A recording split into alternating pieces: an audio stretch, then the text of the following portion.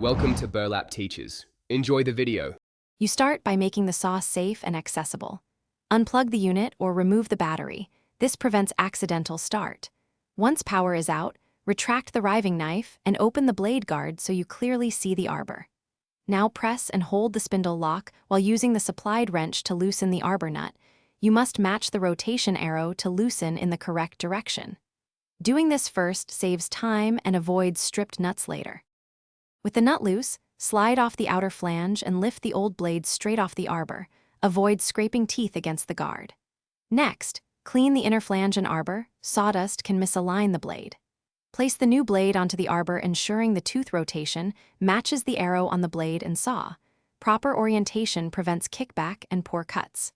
Seat both flanges snugly so the blade runs true, and hand thread the arbor nut to avoid cross-threading.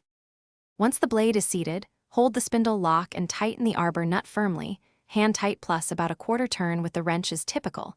This secures the blade without stressing bearings. Reinstall the blade guard and reconnect power, then run the saw at no load briefly to confirm smooth spin and no wobble. If you see vibration or hear unusual noise, stop immediately.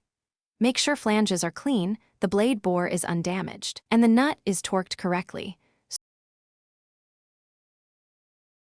Thanks for watching. Consider subscribing if this video helped you.